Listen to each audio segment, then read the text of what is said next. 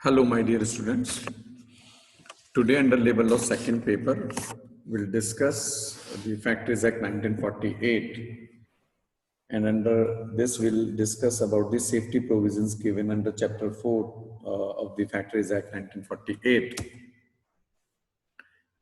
We'll refer Section 21 to Section 30. Section 21 talks about the fencing of the machineries, and there are certain subsections also under Section 21. So Section 21 subsection 1 talks about that in every factory there are different clauses also under this subsection, and under Section 21 subsection 1 every moving part of a primary mover and every flywheel connected to a prime mover, whether the prime mover or the flywheel is in the engine house or not, and the head race and tail race of every water wheel and water turbine, any part of this stock bar which projects beyond the headstock of lathe, and unless they are in such position or of such construction as to be safe to every person employed in the factory as they would be if they were securely fenced, and the every part of an electric generator or every part of transmission machinery or every dangerous part of the machinery has to be securely fenced by safeguards of substantial construction, which shall be constantly maintained and kept in a position while the parts of the machinery they are fencing are in motion or are in use. So these are the provisions related to the fencing of the machineries, and there is one important case also related to this. JB Mangaram and Company and another versus ESI, Employee State Insurance Corporation. And in this case, JB Mangaram, the first appellant is a well-known manufacturer of the confectionery, and the second appellant is the manager of the company. And an employee of the said firm met with an accident while he was working on the power press machine, which this power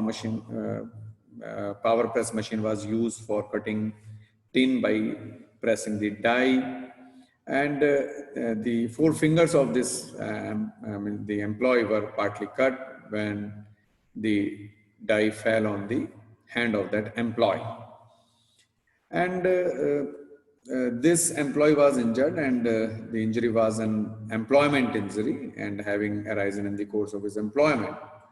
And the Employee State Insurance Corporation paid a sum of partial disablement benefit. And the corporation claimed that reimbursement from the firm on the ground that at the time of the accident, actually, the machine was not provided with a guard at the die, and as such, the firm had contravened the provisions of Section 21 of the Factories Act. So this was the challenge made by the corporation, the Employee State Insurance Corporation, though the Employee State Corporation paid a sum as partial disablement benefit. And the simple issue was that whether a guard was necessary or not, but whether that fencing was or that guard was necessary or not. And the court observed that in the ordinary process of its working, the hand of workman can very easily go under the die through negligence or otherwise if there is no guard. So means that guard was required.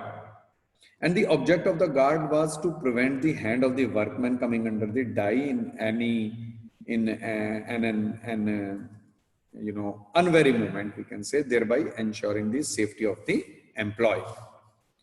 And the tin has to be manipulated by hand close to the die while operating on the machine, and the hand is bound to be injured if it comes under the die in the course of its operation. And the die is therefore clearly a dangerous part of the machinery, and it required means the guard was required for that machine or that part. Since the firm had failed to provide the guard at the die, and therefore the means it had contravened the section 21 of the Factories Act 1948. It was held in this JB Mangaram and Company and another case. So, my dear students, we can easily understand that, what is the importance of the fencing of the machinery with the help of this JB Mangaram and Company and another uh, uh, versus Employee State Insurance Corporation case. And now the other provision given for the safety is the work on or near the machinery in motion.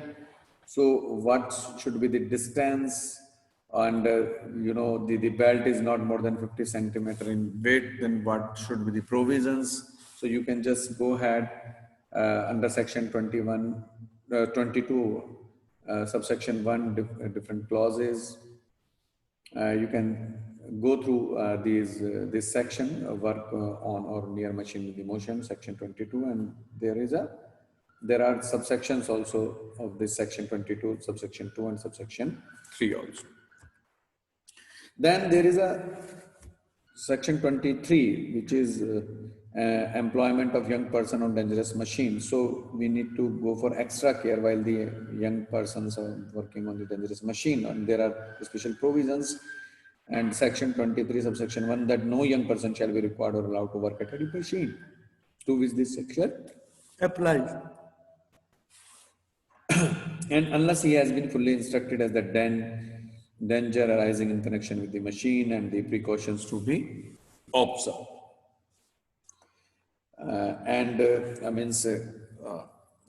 There are clauses under this subsection that whether that employee has received the sufficient training in work at that machine or is under adequate supervision by a person who has through thorough knowledge and experience of this machine.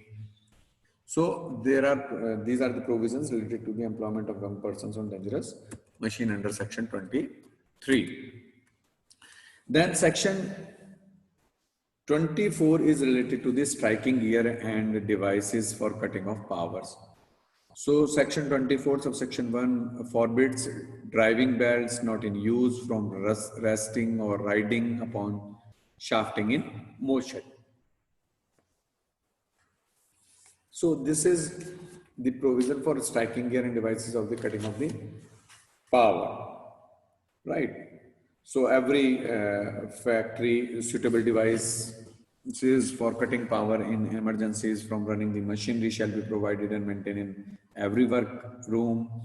And when a device, this is subsection 3 of this section 24, that when a device which can inadvertently shift from off to on position is provided in a factory to cut off power, arrangement shall be provided for locking the device in a safe position to prevent accidental starting of the transmission of machinery or other machines to which the devices are fitted. This device is fitted.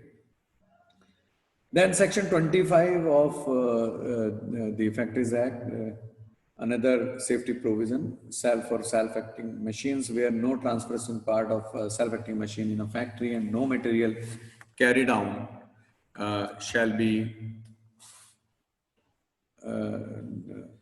carried on thereon shall, if the space over which it runs in a space over which any person is liable to pass. And the chief inspector may permit the continued use of machine installed before the commencement of this act, which does not apply with the requirements of this section on such conditions for ensuring safety as he may think fit to impose. Then section 26 of the Factories Act talk about the casing of new machineries. Proper casing has to be there, and means one is not following the or observing the provisions, then whosoever sells or lets on hire or agent or the seller or hire cases or procures to be sold or let or hire or for use in a factory any machinery driven by power, this does not comply with the provisions of subsection 1, that is every set screw, bolt, key on revolving shaft, spindle, wheel or pinion shall be so sung, or all spur worm or other tooth or friction gearing, which does not require frequent adjustment, while in motion shall be completely encased. So if these provisions are breached of subsection 1 or any rule made under subsection 3 shall be punishable with imprisonment for a term which may extend to 3 months or with fine which may extend to 500 rupees. The state government may make rules specifying further safeguards to be provided in respect of any dangerous part of any particular machine or class or descriptions of machines. Then section 27 talks about the provision of employment of women and children near cotton openers. And no women or young person shall be employed in any part of a factory for pressing cotton in which a cotton opener is at work as given in section 27. And horse and provisions for the horse and lifts also under section 28, where, you know, in it is given that in every factory, every horse or lift shall be, this is clause A of section 28, subsection 1, clause A, that every horse and lift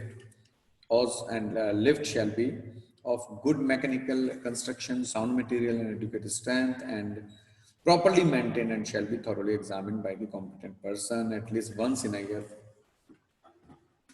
Means not in a year, once in every period of 6 months, and a register shall be kept containing the prescribed particulars for every such examination, and every horse way and lift way shall be sufficiently protected by an enclosure fitted with gates and horse for lift, and every such closure shall be constructed as to prevent any person.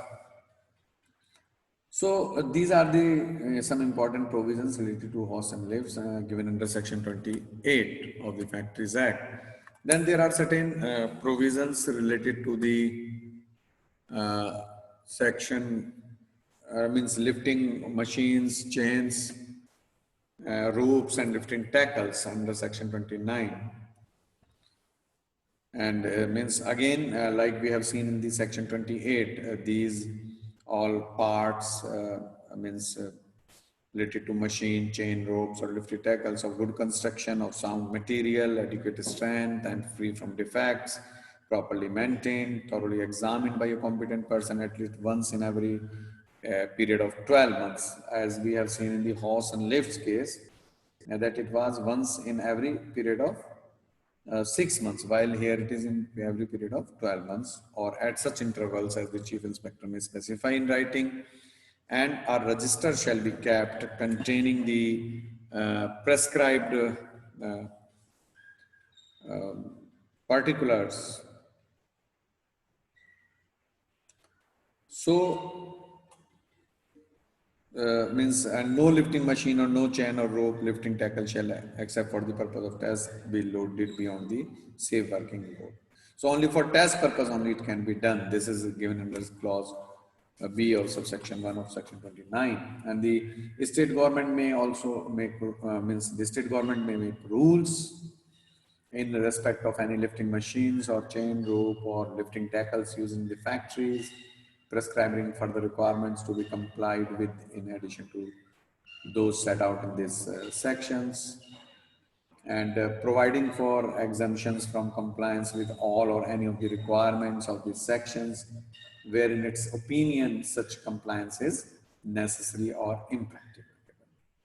Then subsection 3 of section 29 states that for the purpose of this section, a lifting machine or a chain or a rope or lifting tackle shall be deemed to have been thoroughly examined, if a visual examination supplemented if necessary by other means, and by the dismantling of parts of the gear has been carried out as carefully as the conditions permit, in order to arrive at a reliable conclusion as to the safety of the parts examined. And section 30 of the Factories Act talks about the revolving machineries, and for this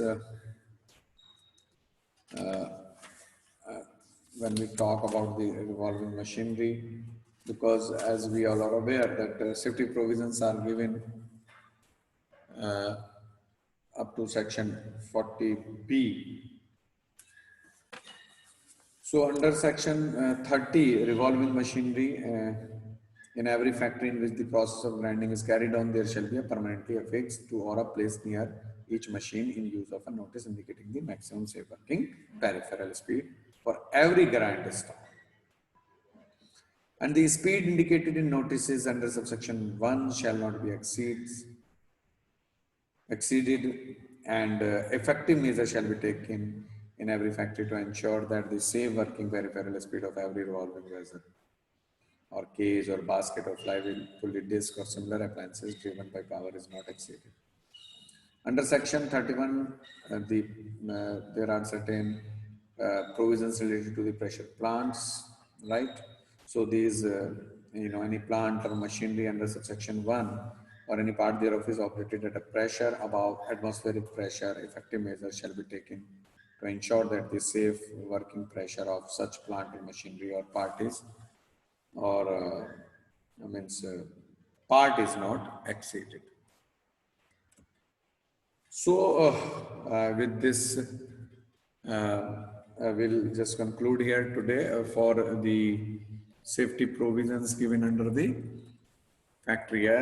Today we have completed with section 30, a bit we have discussed about section 31 also. So, today's deliberation we conclude here, and in next deliberation we'll talk about the some more provisions related to the safety under the Factories Act. So thank you so much, everyone, and you just go through this video and the PPTs.